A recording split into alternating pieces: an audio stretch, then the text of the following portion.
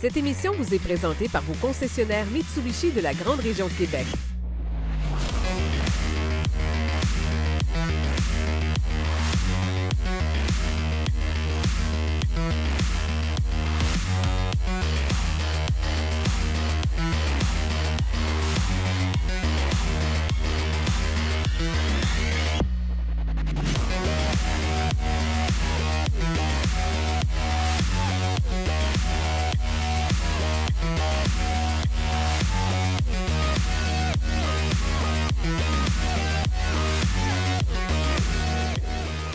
Bienvenue à Virage Plus. Aujourd'hui, le véhicule vedette qu'on va vous présenter, le tout nouveau Mitsubishi Outlander 2025. Mais avant de parler de ce véhicule en profondeur, j'ai avec moi François Roy et Frédéric Tremblay pour nous parler de Mitsubishi. Salut, messieurs. Salut, Bonjour, Daniel. Ça va bien? Très bien, merci. Alors, il y a plein de choses à jaser du côté de chez Mitsubishi. D'abord, parlons un peu de politique, sans rentrer dans les détails de politique, mais parlons un peu des tarifs et tout ça. Ça fait jaser énormément sur l'industrie automobile. Qu'est-ce qu'il y en est avec Mitsubishi? En effet, Daniel, c'est sûr qu'on entend beaucoup parler ces jours-ci. Il y a des choses qu'on peut contrôler, il y a des choses qu'on ne peut pas contrôler. Malheureusement, ça, c'est dans la classe de « on ne peut pas contrôler ». Heureusement, chez Mitsubishi, c'est des produits 100% japonais, des véhicules qui sont produits, qui sont fabriqués, qui s'en viennent directement du Japon, ici, directement au Canada. Donc, on n'est pas touché absolument pas par les tarifs. Je crois pas qu'on le saura. Pour l'instant, on ne l'est pas, du moins. Ce qui est sûr, c'est qu'on a un approvisionnement qui n'a jamais été aussi bon. Depuis la COVID, même chez Mitsubishi, on a la chance d'avoir un approvisionnement fabuleux parce que notre manufacturier considère le marché québécois, considère le marché canadien, ce qui a fait en sorte que notre manufacturier nous a toujours très, très bien supportés, toujours très bien approvisionnés. En véhicule, donc ça, c'est vraiment une bonne nouvelle. Il y a d'autres bonnes nouvelles aussi, François, du côté de chez Mitsubishi. En fait, les concessionnaires Mitsubishi sont en processus où ont complété la mise à jour, qui est le programme Image mondial. Ce que ça amène pour la clientèle, bien, c'est des meilleures installations, souvent une augmentation des baies de travail, l'aire de showroom est agrandi. Avec ce qui avait été présenté l'an passé pour le programme 2030, bien, on vient compléter les installations pour pouvoir accueillir les nouveaux modèles qui s'en viennent. On devrait avoir entre 3 et 4 nouveaux modèles d'ici 2030. Et le premier qui va apparaître dans sa rénovation, ça va être le PHEV, puis le remplacement du RVR. Comment ça fonctionne là, lorsqu'un fabricant, entre nous, là, lorsqu'un fabricant demande de modifier ses concessionnaires ou son concessionnaire, ses établissements? Est-ce que vous avez des règles précises à respecter? Comment ça fonctionne? En fait, je dirais que tout ce qui est visuel à la clientèle, les zones de circulation sont normalisées. Ça passe du choix des tuiles de plancher, des couleurs de peinture. Tout ce qui est affichage va être contrôlé. Puis aussi, ce qui est attaché à la présentation des voitures, là, les displays, ces choses-là, c'est tout contrôlé. Ça va être similaire dans l'ensemble des concessions. Puis la partie extérieure aussi. Normalement, lorsque vous allez visiter un concessionnaire Mitsubishi ou les autres marques, c'est semblable aussi. Les concessions vont de plus en plus se rassembler. C'est ça qui génère l'image de la compagnie. On s'entend, Daniel, que pour que notre manufacturier, quand notre manufacturier nous demande de se conformer à un programme image qui est nouveau, bien, il y a des coûts qui sont reliés à ça. Puis ça, bien, c'est une bonne nouvelle parce que, tu sais, Mitsubishi, on a la chance d'être un manufacturier qui est en forte progression comparativement à d'autres. Chez nous, on est en forte progression chez Mitsubishi. Donc, Mitsubishi nous demande de se mettre un nouveau programme image parce qu'eux, ils voient l'avenir rose, ils voient un bel avenir pour nous, puis nous, on a les vents dans les voiles, fait que ça, c'est merveilleux. Bien, souvent, ça touche aussi l'atelier de mécanique parce qu'on va avoir plus de services pour la clientèle, donc plus de baies de service pour mieux servir la clientèle. Ça fait qu'on va aussi peut-être exiger d'avoir davantage de baies de service ou de modifier aussi l'atelier. Bien, en fait, avec ce qui s'en vient, là, sur le programme 2030, le choix des concessionnaires est presque automatique. On augmente les baies de travail.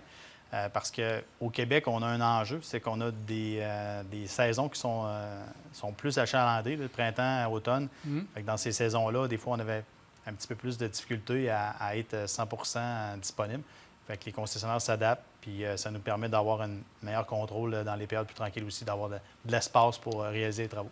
Fait qu'à Québec et autour de Québec, les concessions bientôt vont être au programme Image. Absolument. Voilà, puis, on pense que d'ici la fin de l'année, ça devrait être pas mal ça devrait complété. être Ouais. L'objectif est toujours de répondre et de mieux servir notre clientèle, toujours. Toujours la même affaire.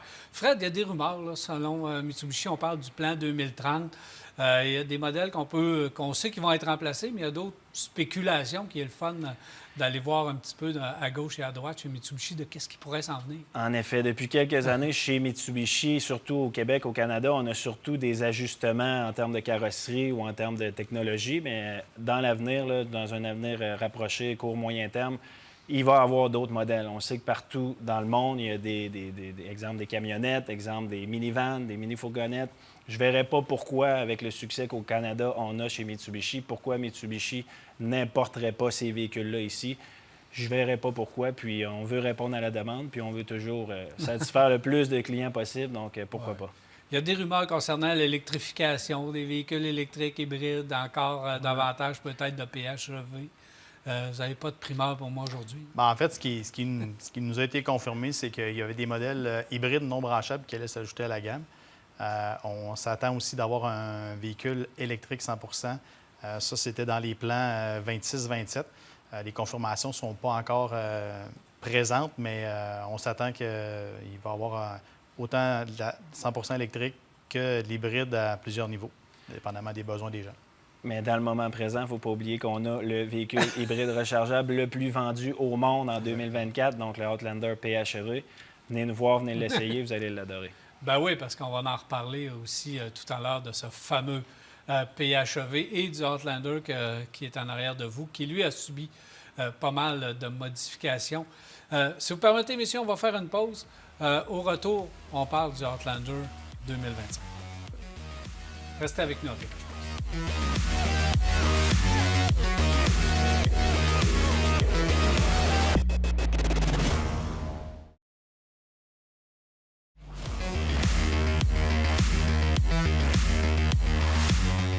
Nous sommes de retour à Virage Plus et je suis maintenant en compagnie de Donald Marcotte et Fred Tremblay. Salut!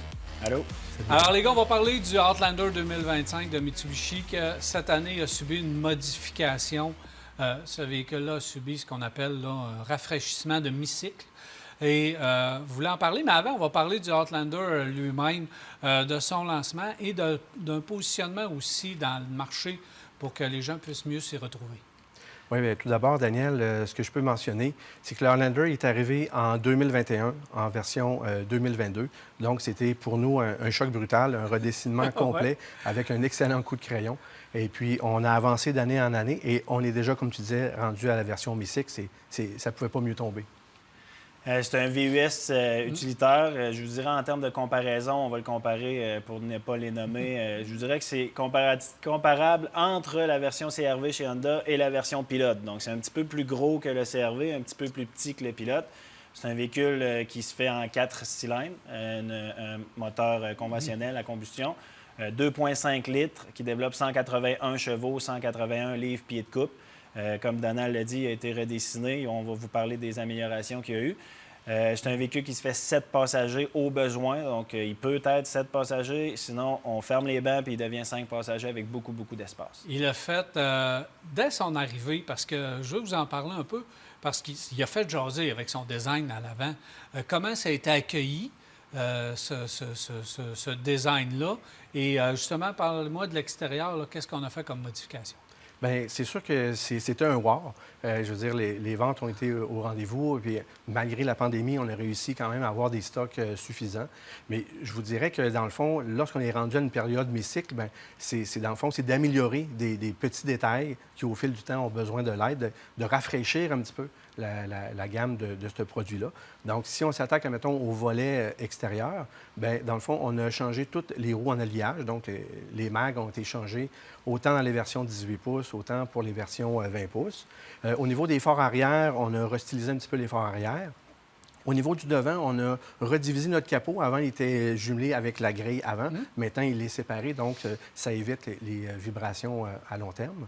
Et puis, un point très important au niveau des essais routiers, on l'a déjà remarqué, une belle amélioration au niveau du calibrage de la direction, calibrage de la suspension, pour lui donner un comportement encore plus agréable, encore plus sportif. Fait que des petits changements. Le bas du pare-choc à l'avant aussi est un peu Oui, modifié. effectivement. C'est un bon œil. Oui, c'est ça. J'ai remarqué ça, qu'il avait été modifié. Mais on a décidé de rester dans le même langage de style parce que je pense qu'il y avait eu un succès, Fred. Quand tu regardes le devant, tu reconnais Mitsubishi. Tout à fait, avec le bouclier dynamique qui est caractéristique de tous les Mitsubishi. J'ai pour mon dire qu'on ne change pas une recette gagnante. C'est un véhicule, dès son arrivée au Canada, il a gagné, selon l'AJAC, l'Association des journalistes automobiles du Canada, a gagné le véhicule de l'année dans sa catégorie. Donc, depuis 2022 qu'on en vend, c'est un cheval de bataille pour nous. Puis, l'essayer, c'est l'adopter. En parlant des améliorations intérieures, Mitsubishi s'est associé depuis cette année avec Yamaha. Donc, c'est les systèmes d'infodivertissement, systèmes de son. Donc, je peux vous dire que quand on a besoin d'écouter de la musique puis on se prépare pour un match de hockey, exemple, il y a du son en masse. Sinon, un point qu'on se faisait souvent reprocher chez Mitsubishi, c'est qu'on n'avait pas les sièges ventilés. Nouveauté 2025, on est maintenant rendu avec les sièges ventilés. Sinon, on a des agencements de couleurs un petit peu différentes. Le nouveau véhicule derrière nous, c'est la nouvelle couleur gris pierre de lune.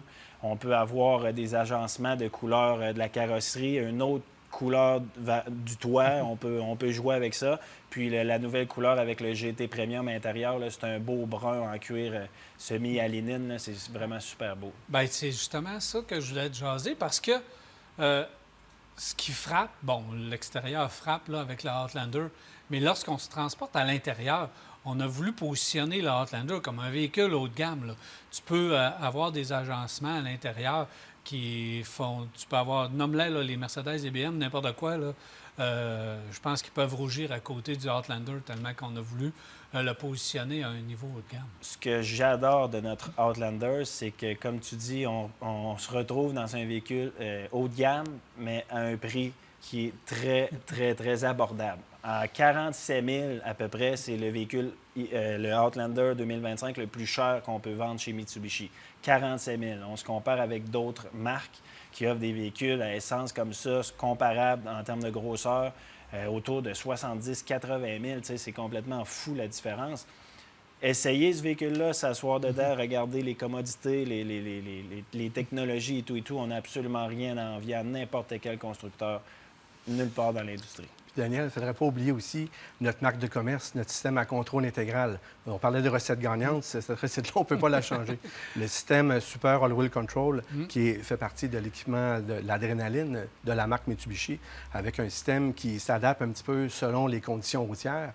Donc, si on est dans la gravelle, on a un mode pour ça. Si on est dans la neige, si on est dans la neige profonde ou dans la boue, si on a besoin d'un peu plus de puissance, on a des modes de power, tout ça. Donc, à ce niveau-là, le véhicule, il est sécurisant, il y a de l'espace. On parlait de comparaison, bien, on peut parler aussi de nos collègues chez Toyota. Si des fois, on hésite entre le Toyota Highlander, qui pourrait être un petit peu trop gros, mais qu'on a besoin d'un 7 passagers, bon, on a le Mitsubishi qui va être intéressant. Et si, exemple, le RAV4 pourrait être un bon joueur de compétiteur, mais qu'on a besoin de 7 passagers, c'est la même chose. Et tant qu'à être dans les bons mots pour Mitsubishi et l'ADN de Mitsubishi, il ne faut pas oublier la garantie. On a toujours, encore et toujours, la meilleure garantie de l'industrie automobile, jusqu'à 10 ans ou 160 000 kilos pour le groupe moto-propulseur. C'est du jamais vu, puis c'est fabuleux. Oui, c'est une garantie. Plus qu'un peu même que le moteur transmission. Là, on garantit plein d'autres choses. Exemple, les bearings de roue, Daniel. Ouais, 10 ans, 160 000 kilos. Ça prouve à quel point les composantes sont durables et sont fiables. Et de bonne qualité. Tu parlais du système de traction intégrale. Il y a aussi une capacité de remorquage qui vient avec le véhicule. Effectivement, 2000 livres pour la version essence, 1500 livres pour la version hybride rechargeable. Donc, quand on a besoin d'une remorque, que ce soit un VTT, une motoneige, une moto marine, on va à l'éco-centre au printemps, tout ça, bien, 2000 livres, ça fait le travail. Absolument. Donc, c'est une belle capacité. Si on va dans les versions disponibles maintenant, sans rentrer dans tous les détails d'options, mais des versions avec un petit peu là, des idées de prix, comme la version là, la moins dispendieuse. On a 7 versions dans la Outlander, donc à partir du ES, passant par le SE, le LE, le SEL, le GT et le GT Premium et même la version noire. Ça va, je vous dirais, grosso modo, on va jusqu'à 47 000 mais la version d'entrée de gamme va jouer autour, grosso modo, de 38 39 à peu près. Grosso modo, Qui arrive avec un bon niveau d'équipement. Qui est très bien équipé, oui. Donc, très bien équipé d'entrée de gamme sans aucun problème. Je sais qu'on en a parlé au début, mais c'est important de mentionner que le véhicule est déjà arrivé, que vous en avez à bonne quantité. En effet, depuis début mars 2025, on a commencé à recevoir les Outlander à essence 2025 redessinés. On en a en stock, on en a de toutes les versions, de toutes les couleurs. Venez nous voir, vous allez apprécier. Puis on en a beaucoup sur le tape de commande, comme on peut dire, là, parce que c'est un véhicule qui est en forte demande. Donc, on va répondre à la demande, c'est sûr. Donald, c'est important de penser aussi aux incitatifs parce que Mitsubishi s'occupe de sa clientèle et il y a des offres quand même intéressantes. Oui, bien dans le fond, avec notre partenaire, la Banque Scotia, on est chanceux pour notre gamme de produits étendus d'avoir des taux d'intérêt à ce jour très compétitifs. On sait que les gens on est très sensibles à tout ce qui se passe dans le monde, donc le taux d'intérêt devient un sujet très important en concession. Ouais. Donc, taux d'intérêt très compétitif et toujours des taux aussi améliorés dans le but de fidéliser les clients qui roulent déjà avec le produit de la marque Mitsubishi. Donc, si on parle de clients fidèles, bien, ça veut dire aussi reprise de véhicules d'occasion. Donc, quand Frédéric parlait de l'excellente garantie qu'on avait chez Mitsubishi, bien, ça vient de pair. Nous, on a la chance de reprendre un véhicule pour une deuxième vie. On a la chance de faire tout avec nos programmes de véhicules d'occasion certifiés, de le remettre vraiment à l'état neuf. Donc, ça peut être utile pour une nouvelle famille qui voudrait peut-être un bon véhicule d'occasion. C'est un bon point, ça, parce que, Fred, le marché du véhicule d'occasion, les gens se feraient peut-être le saut de savoir à quel point leur véhicule vaut cher. Hein? Tout à fait. Pendant la pandémie, on sait que les véhicules d'occasion ont pris des montées de prix fabuleuses. Ça s'est stabilisé un petit peu, mais là, je vous dirais qu'avec ce qui se passe de l'autre côté de la frontière, on entend parler encore plus que les véhicules d'occasion recommencent à prendre de la valeur, beaucoup plus de valeur. Puis honnêtement, on ne vend pas nos véhicules neufs plus chers, mais on paye les véhicules d'occasion plus chers qu'avant. Donc pour ça, c'est du gagnant-gagnant pour les clients. Frédéric Tremblay, Donald Marcotte, merci messieurs. Merci. Alors voilà, on fait une pause à Virage Plus et on vous revient. Restez là.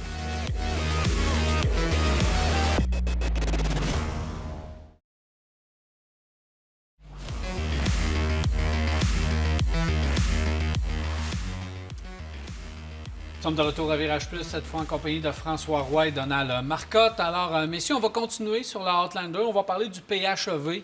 Je pense que c'est important de parler de ce véhicule. Mais avant, on va parler des gouvernements. Les gouvernements qui se mêlent de l'industrie automobile, c'est jamais bon. Et là, dans le cas des subventions, de la façon qu'on le fait, ça m'a paru, moi, de façon très cavalière. Mais vous, de l'interne, comment vous avez vécu cet arrêt brusque des subventions? En fait, on avait un rythme de vente avec le PHEV qui a été le meilleur vendeur hybride branchable, SUV hybride branchable en 2024 au Canada et au monde. C'est sûr que nous, on avait un rythme de commande d'inventaire qui s'est arrêté. En fait, les ventes ont ralenti drastiquement là, à partir de la mi-janvier. Par contre, il y a eu une période d'adaptation. Les manufacturiers ont quand même réagi à ça. Il y en a qui ont offert des rabais compensatoires, il y en a qui ont travaillé au niveau des taux d'intérêt, les valeurs résiduelles. Il y avait plusieurs éléments qui pouvaient amener un certain rattrapage de la subvention. Chez Mitsubishi, les ventes sont reprises. L'arrivée le retour de la subvention de 2 000 $ a quand même créé un impact, mais ce qui était la plus belle amélioration, c'est que les taux d'intérêt ont quand même baissé. Ce qui fait qu'un Outlander en date d'aujourd'hui versus l'an passé, il n'y a pas une énorme différence au niveau du coût d'acquisition. Comment vous avez géré l'inventaire? Parce que lorsqu'on commande des véhicules, on le commande pour un certain rythme de vente avec des règles en place puis une certaine façon de faire. Là, quand ça arrête, vous ne pouvez pas appeler et dire on arrête les véhicules puis on les livre plus. Fait que se sont accumulés d'un coup? Bien, effectivement, dans le fond, il faut comprendre que les voitures partent de loin. Alors, ça part du Japon. Ils partent du Japon. Donc, on a eu, on va se dire, un automne de fou, parce que là, tout ce qui était campagne publicitaire de toutes marques confondues, c'était profiter des pleines subventions, parce qu'on savait qu'il y avait un retrait qui s'en venait au niveau du rabais provincial. On ne pensait pas perdre aussi rapidement que ça le rabais fédéral, mais on ne peut pas mettre fin à une chaîne de production en disant bien nous, on n'en veut plus. Donc, les voitures ont continué à rentrer. On commande environ 4 à 5 mois d'avance l'inventaire. Puis, dans la plupart des concessionnaires au Québec, plus particulièrement dans la grande région de Québec, l'année passée, c'est une vente sur 2 était un véhicule hybride branchable. Donc, c'était le Outlander qui était notre voiture vedette. Donc, c'est sûr que nous, le temps qu'il y a eu des ajustements, le temps qu'on a eu des discussions, bien, À chaque jour, les voitures continuaient à arriver. Et la bonne nouvelle, comme François disait, c'est que juste le fait que la subvention provinciale revienne, que le manufacturier s'ajuste pour faire un petit peu une compensation pour nous donner un coup de main. Et avec les beaux jours du printemps, bien là, c'est le bon augure. Là. Les ventes sont reparties. Parlez-moi justement de ce véhicule en détail, là, le Outlander PHEV. En fait, le PHEV, technologiquement, à travers notre compétition, nous, on pense qu'on est positionné dans la meilleure position. Notre batterie, c'est la plus grosse batterie qu'il y a au niveau de cette catégorie. Au fil des années, le succès que l'Outlander avait à essence, les améliorations qui ont été apportées, puis l'ajout de la version PHEV, ça en fait un véhicule qui est, à mon sens, parfait, surtout pour la clientèle qui utilise le véhicule dans un 0,50 km par jour ou 0,50 km de rayonnement. C'est un véhicule qui est parfait pour la famille qui voyage, les jeunes à l'école, les sports. C'est un véhicule qui permet de faire autour de 60 km affiché dans des conditions normales d'utilisation. Mais c'est pas rare qu'on va se rendre à 80. Ça dépend tout le temps de ce qu'on fait. Là, on parle toujours de distance complètement électrique, mais on a quand même la partie essence qui est là pour nous supporter dans tout autre événement. Si on est allé à l'extérieur de la ville, on a 200-300 km à parcourir, ça ne change rien. On arrête, on met de l'essence au besoin, puis on utilise la batterie dans son maximum de capacité. Donald, toi, tu t'es positionné comme un spécialiste de l'économie, donc il y a des modes de conduite que tu peux utiliser. Il y a des façons d'utiliser son Outlander PHEV pour maximiser justement la combinaison essence et électricité. Mais dans le fond, beaucoup de gens, on peut éviter tout ce qui est anxiété d'autonomie. Ça, à partir de là, c'est déjà rassurant. On a un moteur thermique qui est là au besoin. Ce véhicule-là, il est conçu pour faire une combinaison average d'environ 3,6 litres au 100 à la longueur de l'année. Donc, oui, on a des hivers, oui, on a des périodes comme le printemps, l'été, l'automne, mais avant tout, c'est que ça peut paraître complexe. D'autres compagnies disent « Ah, un hybride branchable, c'est compliqué ». Il n'y a pas de grande décision à prendre pour le client. Le but premier, c'est de maximiser la charge de la batterie lorsque le véhicule ne fonctionne pas. Donc, durant la nuit, on est supposé dormir, c'est là qu'on recharge la batterie pour justement profiter dès le lendemain matin de tout ce qu'on aura pu accumuler. Donc, on parlait autour de 61 km d'autonomie, mais souvent, si le client part de chez lui, il est déjà coincé dans un bouchon de circulation. C'est parfait, on va être en mode électrique. Si le client il part de chez lui, puis l'autoroute roule à fond, puis qu'il sait qu'il s'en va vers une destination urbaine, bien là, il peut sauvegarder sa batterie. Donc, le mode save est un mode super agréable parce que c'est la personne qui va décider est-ce que je conserve la charge de ma batterie pour tout à l'heure. Ensuite, bien, on parle d'une voiture familiale, on veut sortir des terrains battus, on a d'excellents contrôles intégral. On a le mode charge. Donc, le mode charge est intéressant dans un endroit comme dans le bois où on n'a pas accès à l'électricité. Bien, avec nos prises de 1500 watts pour alimenter du courant, tu te souviens des vidéos qu'on a tournées en paysage d'hiver? Bien, c'est sûr que, avant tout, c'est un VUS. C'est un véhicule qui est basé pour la famille. C'est un véhicule qui a beaucoup d'options, mais il n'y a pas de grandes décisions à prendre. Et c'est ce qui est plaisant, c'est qu'au fil du temps, les gens apprennent à l'utiliser du mieux possible dans le but de battre autant que possible des distances entre chaque plein d'essence. Exactement. Puis on peut faire des mois sans faire le plein, là, si on veut. Là. Exact. On a des clients. J'ai un client là, qui a un bon focus sur sa consommation, puis il est rendu à 29 000 km. Là, la dernière fois que j'ai parlé, puis il était à 1,9 litres au 100 de consommation. C'est sûr que pour arriver à des specs comme ça demande une certaine discipline. Mais encore une fois, comme Donald l'expliquait, il n'y a rien qui nous empêche de travailler avec le moteur à combustion. Puis il n'y a pas de grandes décisions ou de gros impacts d'avoir un véhicule hybride. C'est toute la flexibilité. Là. C'est ça, exactement. Puis le système est intelligent. Tantôt, on parlait de le mettre en mode safe, mais quelqu'un qui décide de le mettre en mode normal, le véhicule va décider la meilleure façon de l'utiliser dans le contexte dans lequel on l'utilise. Alors, pour le client, c'est pas compliqué. La seule chose qu'on a à faire, c'est de le brancher à l'arrêt, comme Donald le dit. Bien, avec l'arrêt des subventions, les véhicules qui se sont accumulés au moment de l'enregistrement de l'émission aujourd'hui, ça veut dire qu'il y a des PHEV dans les cours, ou à peu près? Oui. Absolument. L'inventaire est à son, je dirais pas à son maximum, mais dans une position parfaite pour la clientèle. C'est sûr que c'est toujours une question d'offre et de demande. quand on a des inventaires, les programmes sont au rendez-vous.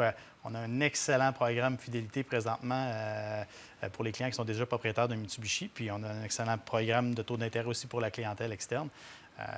Je pense que c'est le meilleur moment pour faire l'acquisition d'un PHEV chez Mitsubishi présentement. Un mot rapide sur l'Eclipse Cross et le RVR, messieurs?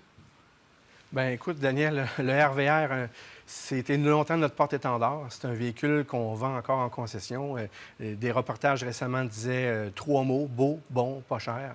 Je pense dans le contexte économique actuel, quelqu'un qui veut un VUS fiable, un VUS urbain, pratiquement pas d'angle mort, une grande surface vitrée, un véhicule qui a des technologies simples mais efficaces, le RVR doit être sur la liste du magasinage du client. Puis l'Eclipse Cross, lui, est toujours là. C'est peut-être un méconnu, celui-là. L'Eclipse Cross, il est méconnu. C'est un véhicule qui est quand même raffiné dans sa grosseur. Puis le coût d'acquisition du modèle d'entrée de gamme, là, la version ES, c'est vraiment quand même très, très bon. Là. On est à 34 000 pour une version avec la super traction intégrale. Les équipements de base sont excellents. La climatisation, les vents chauffants, les vitres électriques, le cruise, le système d'Apple CarPlay, tous les équipements que quelqu'un recherche sont là. À l'extérieur, la version de base, esthétiquement, ressemble à la version GT, qui est la grosse version. Les roues 18 pouces sont standards. Le fini intérieur de cette voiture-là, le confort, l'insonorisation, tu l'as dit. Le moteur d'une belle technologie également. Oui, 1.5 turbo, c'est très économique aussi. Puis comme tu l'as dit, c'est un véhicule qui est un peu méconnu, mais qui tranquillement gagne du terrain au niveau de nos parts de marché. Sa notoriété se gagne à force d'en mettre sur le chemin. Et puis lorsqu'il a été redessiné en 2021 en version 22, c'est là que le véhicule a pris son envol. Exactement. François Roy, Donald Marcotte, merci beaucoup. Merci, Daniel. Merci. Et merci également à Frédéric Tremblay, puisque c'est déjà tout pour cette édition de Virage Plus. J'espère que vous avez apprécié. Il me reste qu'à vous souhaiter une agréable semaine. On se revoit la semaine prochaine pour un autre Virage Plus. Cette émission vous a été présentée par vos concessionnaires Mitsubishi de la région de Québec.